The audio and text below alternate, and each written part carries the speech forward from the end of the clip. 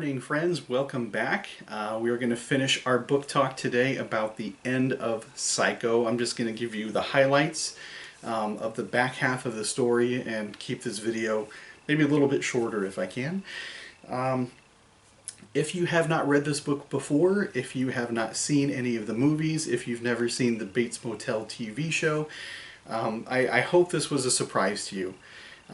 It's a great little story. It's one of my favorites. It's got a great little twist ending that a lot of readers who are new to the story don't always see coming. So I hope it surprised you. I hope you liked it okay. Also, at the end of today's video, I'm going to give you some writing topics. Just in case some of you are a little nervous about this one, you're not quite sure how to really sink your teeth into this one. Or what to really write about. I'll give you some suggestions at the end, some ideas and places to look in the book that a structuralist would be really happy looking at. Right, when we left off, Norman Bates's mother has just killed off Mary Crane while she was taking a shower, and her body has been dumped into the swamp by Mrs. Bates' helpful son Norman. So the two of them are working together to bury this crime and keep it hidden from everybody else in town. The problem is some other characters have sort of converged here to try and solve the mystery and find Mary, including Mary's sister Lila, and also a detective, Milton Arbogast, has come to town quietly looking for Mary so as not to bring any bad publicity to the realty office from which Mary stole $40,000 to start a new life with her boyfriend Sam. Now, when Detective Arbogast shows up to interview Norman and just ask him a few questions, the detective, being pretty good at what he does, senses that something is a little bit off here. He believes that Norman is lying to him. So when he goes back later to the motel to speak to the mother, he goes inside, and for all of his efforts he ends up being slashed with a straight razor, and so we now have a second body that we have to get rid of. As we move through the story, there are some key moments that a structuralist who's breaking down the parts of the story would really take a good close look at. And one of those are different sets of binaries that keep popping up throughout the novel. We already talked about a couple. The idea of Norman and Mary becoming unlikely friends, and those two sort of mirror image each other, even though there's a lot of opposites and a lot of similarities. We see another binary opposition. We kind of made a list of the house rules in the Bates house and how Norman goes about breaking all the rules. So I'm going to give you another pair of binaries. And this is looking at the town of Fairvale, where our story takes place, Fairvale, California. And this town itself kind of serves as a binary. The town is very different on a Saturday night compared to what it looks like on a Sunday morning. I'll show you what I mean. So on a Saturday night, this boring, sleepy little agriculture town comes to life and moves at a slightly faster pace. It becomes noisier, and there are teenagers kind of cruising up and down the main street there. Families like to drive up to the drive-in movies, where they park a car and watch the big screen together as a community. The young guys kind of pile into the local bars. We got smaller kids staying up a little bit later and enjoying the weekend. But on Sunday mornings, the town kind of comes to a dead stop there, kind of comes down to a crawl. The town is quiet. All of the locals sort of pile into the local church. And the whole pace just kind of slows down and is kind of nice and easy again. And there are little reminders, too, once it's kind of empty and lonely like this, where the town shows its age. There are war monuments going back to the Civil War that stand in the parks. The residents refer to the new buildings in town, but they've actually been around for something like 20 years, so nothing's really new. And in fact, the cop on duty when Sam and Lila first walk into the police station is a man named Old Peterson, so even his nickname kind of ages him a little bit. In fact, when Lila gets to town, she is not impressed with this place. She calls it kind of a hick town, and she's frustrated by the slow pace of life, and she wants to solve this mystery faster. She wants to get to her sister as quickly as she can. There's this one moment where Lila yells at Sam. It's on page 118, and she says, "I'm sick of waiting. What kind of man are you?" And later on, Lila complains, "What kind of hick town is this anyway? A bank is held up and the sheriff is in church. What's he doing? Praying that somebody will catch the robbers for him?" So she's really irritated by the small town values here. It's not a big city. They're not used to a lot of crime. So there isn't a great sense of urgency here that Lila feels. She wants to get to the bottom of this as soon as possible. And by the way, if you're looking for binaries, if that's something you'd like to look at, this whole Saturday-Sunday night coupling here is found in chapter 11, if you're so interested. Now, another problem here for Lila is that Sheriff Chambers, the town sheriff, believes that the detective has found Mary and the money, and that the two of them have run off to Chicago, of all places, to go kind of hide out and live their life together. Of course, this makes no sense at all. Why would the sheriff just make up this crazy story that the two of them ran off? Well, if you're the sheriff in a sleepy town, you don't really want to do a whole lot of work. You don't want to do the footwork of solving a mystery. You don't want to do the paperwork that comes along with a big crime that you have to try and solve. And so the sheriff has just decided, well, the two of them ran away, they're gone, they stole the money, and that's that. That way he can wash his hands clean of the whole situation and just be done with it. He's very lazy. Lazy guy. But there's probably something more than laziness happening, because Chambers also reveals probably the book's biggest secret. And that secret is that Mrs. Bates has been dead and buried for something like 20 years. She's long gone. According to town rumors, Mrs. Bates met a guy named Joe Considine, who she forced Norman to call Uncle Joe. And there are rumors that he got her pregnant, even though Joe had another wife and family off on the side, which of course in 1950s America, well, even now that would be quite a scandal.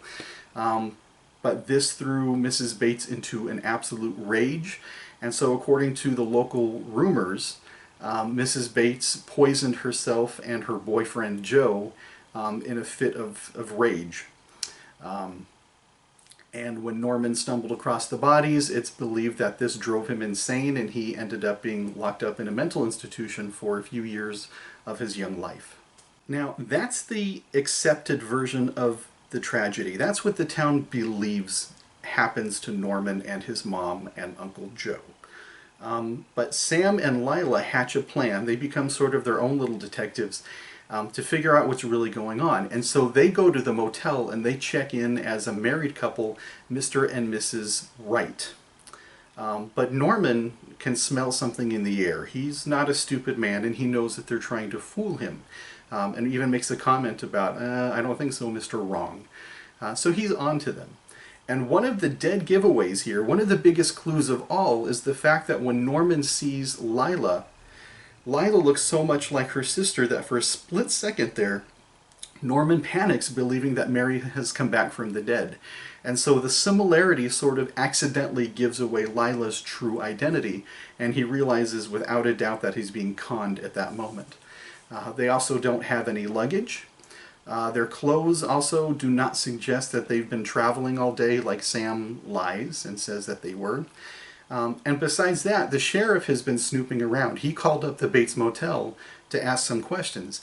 There is no reason for the sheriff to bother Norman unless someone else is trying to get him to do that. So Norman has figured out pretty quickly that these two are lying to him, and they must have something to do with Mary and her disappearance. By the end of chapter 14, Norman actually confesses to Sam what the true story is. It was no accident at all. Norman, as a young man, walked into his mother's bedroom and caught his mother and Joe making love. And this actually threw him into a jealous rage, the son. And he ended up killing them both. So it was not murder-suicide like the town thought. It was just flat-out homicide. Norman killed them both. And he eventually felt so guilty about what he'd done to his mother that he went and dug up her body and brought her home and preserved it. He treated it, just like all those animals that he does taxidermy on. We talked about that. He has a weird hobby of stuffing dead things. So it turns out that he has had his mother's body with him all along. But as you know, it gets much worse than that.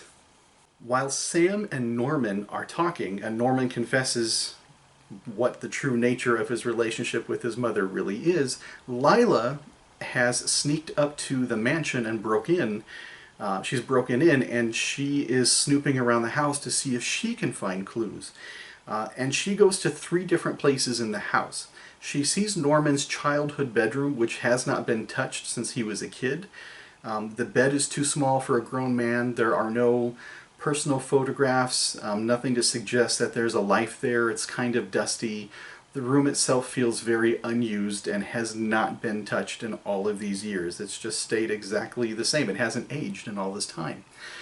She goes across the hall in Mrs. Bates's room, and as soon as she walks in, it's a completely different feel in there. It feels lived in. She can still sense this presence of life in Mrs. Bates's bedroom, which, if we put the clues together, if we move all those dots as closely together as we can, it's obvious that Norman is using his mother's bedroom and not the bedroom of his own.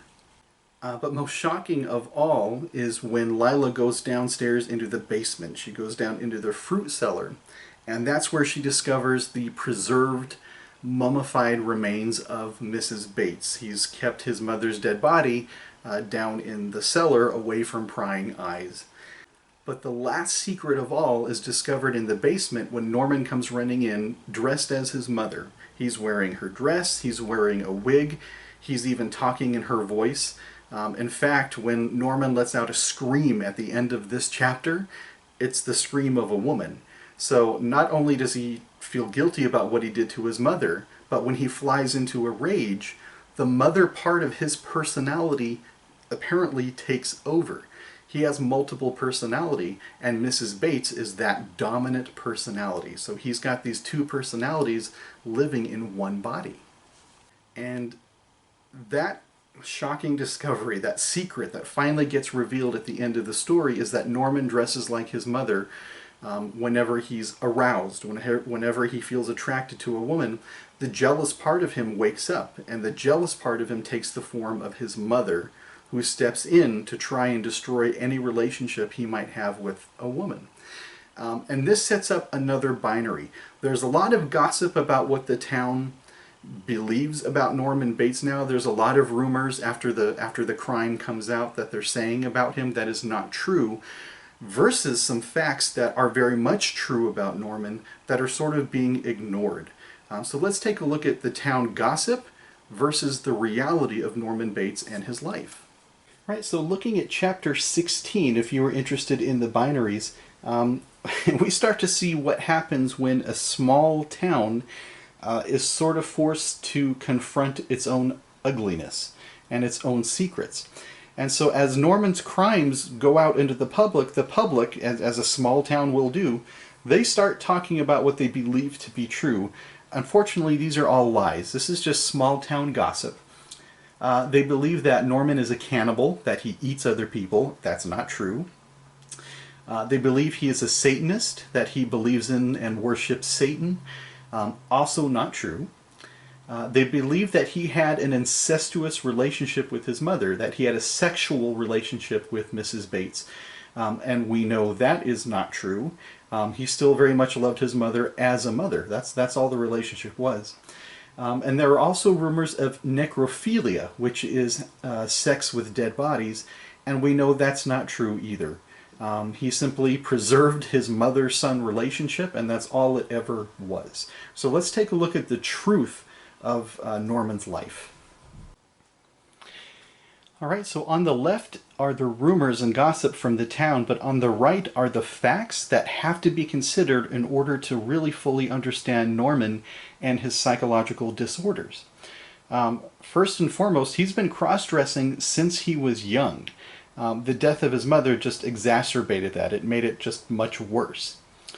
We know as a young man he was rejected by the army, and we know that the army is always looking for recruits, so there must have been something really, really wrong about Norman for him to have been rejected. We know that his emotional growth stops at about the age of 19, so he hasn't evolved past that of a 19-year-old boy. We also know that finding his mom and future stepdad having sex caused the trauma within him that ultimately triggered him to murder them both with strychnine, which is a terrible way to go. That is, I mean, all poisons are bad, but strychnine in particular causes a very slow and painful death. So for Norman, sex equals trauma equals murder. Deep in his own grief, Norman tries to bring his mother back to life by preserving her body and speaking in her voice, having two-way conversations with the dead body. And finally, we know that Mrs. Bates's personality within Norman takes over whenever she feels threatened. So when Norman met Mary and started to feel attracted to her and wanting to be around her, the mother part of him got very, very jealous, and so her personality took over. And when that happened, Norman dressed as his mother, down to a cheap wig that he bought, and it's as Mrs. Bates that he kills Mary. Now, he has no idea this is happening, so when Norman sort of becomes the dominant personality again, he finds the crime scenes, he finds the bodies, and blames his mother, who he really believes committed the crime. But we know at the end that this is just one man, this is one body housing a couple of different personalities. There's one last important structure here to look at within the story, and this is the idea of the unholy trinity. Now, as you may know, in the Catholic Church and in Western religion, we have something called the Holy Trinity, and it's a triangle represented by the Father, the Son, and the Holy Spirit. So God, Jesus, all that good stuff, all these guiding principles, these figures that lead us into goodness and kindness and doing right in the world. Well, in Psycho, we have something called the Unholy Trinity that helps us better understand the torture and the torment and the chaos happening inside of Norman's mind in every waking moment of his life. And here's what that Unholy Trinity looks like. All right, so still working in chapter 16, if we take a look at the Unholy Trinity, these are the three main fractured pieces of Norman's personality. At the top of the triangle, we have normal Norman. He's the adult, and he's trying to strike a balance between the other two parts of him that are also fighting for control of the body. Down in the left-hand corner is little Norman, little boy Norman, who is still suppressed by his mother, who is still very obedient, who is still very loyal, very much the little boy devoted to his mom. And of course we have the unholy spirit down on the right-hand side of Mrs. Bates, the domineering, wicked, cruel, sort of evil spirit that lives within Norman. Now, why can't he just reject the part of the Trinity he doesn't like? For example, if his mother is the one who is causing all this pain and suffering in his life and not allowing him to sort of move on, why not just eliminate that part of his personality, just sort of get rid of her? Well, what happens if you take away one corner or one side of a structure, the rest of it falls down. He has to have all three parts functioning and working together in order to be a complete Norman. If you take away one part of his personality, you destroy the entire thing. So at the very end of chapter 16, Lila is told that Norman is not going to go to prison for his crimes. Instead, he's going to spend the rest of his life in a mental institution. And Lila responds, "It's better this way. Funny how differently things work out in real life. None of us really suspected the truth. We just blundered along until we did the right things for the wrong reasons. And right now, I can't even hate Bates for what he did. He must have suffered more than any of us. In a way, I can almost understand. We're all not quite as sane as we pretend to be." In that single quote there at the end of chapter 16, she displays overwhelming compassion for Norman. She's very, very kind to him. But this is part of the story that kind of bothers me because I don't think that her response is I don't think it's a realistic ending for Lila, because that's not the Lila, at least in my humble opinion, that's not the Lila we've gotten to know in the story. The Lila we know is very urgent and very desperate and even at times very angry in her quest to find her sister and try and get these men around her on board to help her solve this mystery as quickly as possible and try and get to Mary before something terrible happens to her.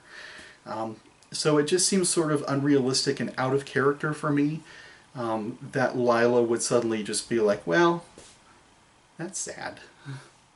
But the true ending of the story doesn't really occur until chapter 17 in those last few very quiet but disturbing sentences. The other characters are watching Norman. He's kind of sitting there with a blanket around him. And the last few sentences talk about a fly that lands on Norman's hand. And the book says, if she sat there without moving, they'd know that she was sane, sane, sane.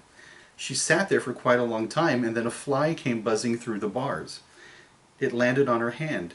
If she wanted to, she could reach out and swat that fly, but she didn't swat it. She didn't swat it, and she hoped they were watching, because that proved what sort of a person she really was. Why, she wouldn't even harm a fly. And those are the last closing remarks there of the novel Psycho. Why the sudden shift in focus? If we're talking about Norman who's sitting there in jail, why are we using the pronoun she? Well, we're in Norman's head, and that must mean that Mrs. Bates has completely taken over. And as we discussed in the Unholy Trinity, if one personality takes over and wipes out the other two, then the complete Norman has been destroyed. So Mrs. Bates is at the end of the story. She is the dominant personality. She won the battle for control over Norman's body. So little Norman, figuratively, symbolically, is dead, as is normal Norman, the one who is striving and working so hard to maintain that balance between his mother, himself, and the little boy he's trying to grow beyond. Not a very happy ending for Norman Bates here. His mother, his domineering mother, who has controlled his life from the very beginning, seems to have won control at the end. All right, well, I hope you liked the story. I hope you found it a simple read, but a good story, a good little mystery here. Now, like I promised, I want to give you some writing topic ideas in case you just feel totally stuck and you're not sure how to move on. I'm going to throw a list up here behind me of potential writing topics that you can go back and revisit for details from the story. Remember, for this essay, you're taking a nice close look at some detail of the story. You're telling your reader what it is, what it's about, how it works, this detail. And then at the end of your paper, in your conclusion, you're taking that detail that you've been exploring and you're plugging it back into the novel to explain how it helps the entire story. Why is it important, right? Remember, you're always trying to convince a reader to either do something or believe in something. So for this one, you want your reader to believe that this tiny part that you were taking a nice close look at is really important to the entire engine of the story running, okay? Try not to worry about this paper. I've had students really stress about this one because it feels hard to them. But I want to remind you, this is the type of thing you've done your entire school career. You're just taking a look at the details of the story and explaining why they're important to the story as a whole. Okay? It's nothing you haven't done before. It can just feel sort of new and different because you're taking such a close look this time around, and we're giving it a label. This is structuralism. This is how it works. So it can feel new and different, but it's not. We're just naming it. That's all it is. So really try hard not to overthink this one. Think of the story, the details of the book that you liked best, whatever jumped out to you. That is a potential writing topic. But I'll give you some ideas here, and remember, I am only an email away if you get stuck, if you get stressed, if you hit a wall and you just need someone to give you an attaboy or attagirl, you let me know, and I'm still here to support you. So let's take a look at some potential ideas you can run with as a structuralist. Okay, so here are some potential areas you can look at for an essay. You may already have an idea and you're running with it, and that's fine. But just in case you feel kind of stuck, here are some things you can take a close look at. You can write about the title Psycho. Is that a good title for the story? Does it fit? So you can just write an essay. What details from the story could you find that suggest that this is a really good title for this book? You can look at Norman, you can look at his mother, obviously. Even Mary Crane kind of has this moment of weakness where she does something very out of character and becomes a thief, right? So you can do a lot with the title. Obviously, you can take a close look at a character or at a relationship between characters. That always works really well. A couple of particular chapters, some key chapters if you wanted to explore one of those. Chapter 3 is a good one. It's the relationship between Norman and Mary. It could be an interesting paper to show their similarities. Chapter 16, of course, is about the unholy trinity. So the three parts of the unholy trinity could make up your body paragraphs. There's 3 paragraphs right there if you take a close look at each part of the unholy trinity. You can also look at binaries. There's lots of opposing pairs in the story. You have the opposing pairs between characters. You have sort of the public and the private faces of the town itself. I mean, there's all kinds of pairing you can look at. You can look at one pair in close analysis, or you can take a look at like 3 binaries and put them all together. You can also take a look at symbols if anything jumped out to you. Water is pretty important in the story. If you take a look at the weather, Mary's sort of fateful shower, also where her body ends up, so water becomes a very, very important symbol that changes throughout the story. And then finally, another area you can look at is genre. And remember, genre is just a fancy word for category. In other words, what makes Psycho a horror story?